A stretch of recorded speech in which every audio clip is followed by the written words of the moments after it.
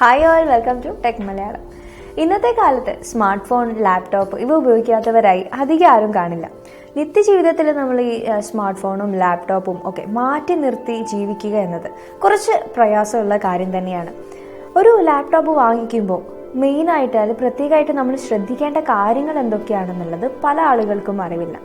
അതുകൊണ്ട് നമ്മൾ ഒരു ലാപ്ടോപ്പ് വാങ്ങിക്കുമ്പോൾ എന്തൊക്കെയാണ് നമ്മൾ കാര്യമായിട്ട് നോക്കേണ്ടത് എന്നതിനെ കുറിച്ചാണ് ഇന്ന് ഞാൻ നിങ്ങൾക്ക് പറഞ്ഞുതരാൻ പോകുന്നത്. ഫസ്റ്റ് നമ്മൾ അതിൽ നോക്കേണ്ട കാര്യമാണ് ഏത് ബ്രാൻഡാണ് എന്നത്. നമ്മൾ ഏതൊരു സാധനം വാങ്ങിക്കുമ്പോഴും കൂടുതൽ ആളുകളും പ്രയോറിറ്റി കൊടുക്കുന്നത് അതിൻ്റെ ബ്രാൻഡിൽ തന്നെയാണ്. അതായത് ഇപ്പം HP, Asus, Lenovo, Microsoft, apple, del ഇവയാണ് ഇപ്പം മെയിനായിട്ട് എല്ലാവരും വാങ്ങിക്കുന്ന അല്ലെങ്കിൽ ഈ ലാപ്ടോപ്പ് വിപണിയിൽ മുന്നിട്ട് നിൽക്കുന്ന കുറച്ച് ബ്രാൻഡുകൾ. ഇത്തരം ബ്രാൻഡുകൾ നിരവധി മോഡലുകൾ പുറത്തിറക്കുന്നുണ്ട്. അപ്പോൾ അതിൽ നിന്നും നമുക്ക് ആവശ്യമായത് ഏതെന്ന് തിരിച്ചറിയാനായിട്ട് വേറെയും ചില കാര്യങ്ങൾ നമ്മൾ ശ്രദ്ധിക്കേണ്ടതുണ്ട്. ആ കാര്യങ്ങൾ ഏതൊക്കെയാണെന്ന് നോക്കാം. അതിലൊരു കാര്യമാണ് ബഡ്ജറ്റ്.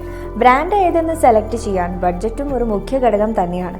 നമ്മളിപ്പോൾ ഒരു ലാപ്ടോപ്പ് വാങ്ങിക്കുമ്പോൾ അല്ലെങ്കിൽ വാങ്ങിക്കുന്നതിന് മുൻപ് നമ്മൾ എന്ത് ആവശ്യത്തിനാണ് അത് വാങ്ങുന്നത് എന്ന് നമ്മൾ ചിന്തിക്കണം. അതായത് ഇപ്പോൾ പഠന ആവശ്യങ്ങൾക്കാണെങ്കിൽ നമുക്കൊരു സാധാരണ ലാപ്ടോപ്പ് മതിയാകും. എന്നാൽ അതല്ല നമ്മളൊരു ജോലി സംബന്ധമായ ആവശ്യങ്ങൾക്കാണെന്നുണ്ടെങ്കിൽ കുറച്ചും കൂടെ അഡ്വാൻസ്ഡ് ആയിട്ടുള്ള ലാപ്ടോപ്പ് വാങ്ങിക്കുന്നതായിരിക്കും നല്ലത്. അപ്പോൾ ഇങ്ങനെ രണ്ട് രീതിയിൽ നിങ്ങൾ തിരിച്ചു കഴിഞ്ഞാൽ നിങ്ങളുടെ ബഡ്ജറ്റിന് ഒതുങ്ങുന്ന രീതിയിലുള്ള ലാപ്ടോപ്പ് ചൂസ് ചെയ്യാൻ നിങ്ങൾക്ക് സഹായിക്കും. അടുത്തതായി നമ്മൾ നോക്കേണ്ടത് പ്രോസസ്സറാണ്. വാങ്ങാൻ ഉദ്ദേശിക്കുന്നത് ഇനിയിപ്പോൾ ലാപ്ടോപ്പാണ് അല്ലെങ്കിൽ സ്മാർട്ട് ഫോൺ ആയാലും ശരി, നമ്മൾ ആദ്യം നോക്കേണ്ടത് അതിൻ്റെ പ്രോസസ്സറാണ്. നമ്മളിപ്പോൾ ലേറ്റസ്റ്റ് ആയി വന്നിരിക്കുന്ന പ്രോസസ്സർ എന്ന് പറയുന്നത് 9th ജനറേഷൻ പ്രോസസ്സറുകളാണ്. അപ്പോൾ നമ്മൾ വാങ്ങിക്കുകയാണെങ്കിൽ ഒരു 8th ജനറേഷൻ അല്ലെങ്കിൽ 9th ജനറേഷൻ വാങ്ങിക്കുന്നതായിരിക്കും കൂടുതൽ നല്ലത്. ഇന്റലിന്റെ core i3, i5, i7, i9 എന്നിവയാണ് കോമൺ ആയി ലാപ്ടോപ്പിൽ യൂസ് ചെയ്യുന്ന പ്രോസസ്സറുകൾ.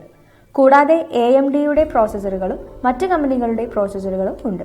സാധാരണ ഉപയോഗങ്ങൾക്കാണെങ്കിൽ ഇന്റൽ i3 പ്രോസസ്സർ മതിയാകും. അതായത് പഠന ആവശ്യങ്ങൾക്കും നോർമൽ ഓഫീസ് വർക്കിനും ഒക്കെ. ഇതിൽ അല്പം കൂടി മികച്ചതാണ് i5 പ്രോസസ്സർ. ഫോട്ടോഷോപ്പ്, ഓട്ടോകാഡ് തുടങ്ങിയ സോഫ്റ്റ്വെയറുകൾക്ക് ഇതാണ് നല്ലത്. i7, i9 ആണ് ഏറ്റവും മികച്ചു നിൽക്കുന്ന പ്രോസസ്സറുകൾ.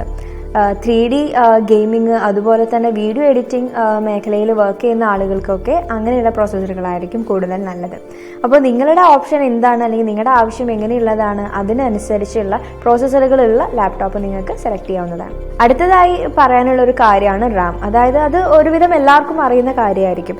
ഒരേ സമയം പല ടാസ്കുകൾ പെട്ടെന്നും അതോടൊപ്പം തന്നെ കാര്യക്ഷമതയോടും കൂടെ ചെയ്യാൻ വേണ്ടി ലാപ്ടോപ്പിനെ സഹായിക്കുന്ന ഒന്നാണ് ഈ റാം. 2GB റാം മുതലുള്ള മോഡലുകൾ വിപണിയിൽ അവൈലബിൾ ആണ്. അതുപോലെ തന്നെ ഒരു 6GB 8GB റാം ഉള്ള മോഡലുകൾ വാങ്ങിക്കുന്നതായിരിക്കും അതിന് കൂടുതൽ നല്ല പെർഫോമൻസ് ഉണ്ടായിരിക്കും.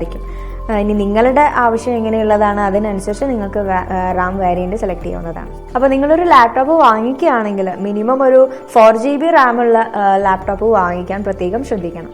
ഇനി അടുത്തതായി നോക്കേണ്ട ഒരു കാര്യമാണ് ഗ്രാഫിക്സ് കാർഡ്. കൂടുതൽ ഗ്രാഫിക്സ് സംബന്ധമായ വർക്കുകൾ ചെയ്യുന്നവരൊക്കെയാണ് നിങ്ങളെങ്കിൽ DDR3, DDR4 ഗ്രാഫിക്സ് കാർഡുകൾ തിരഞ്ഞെടുക്കുക.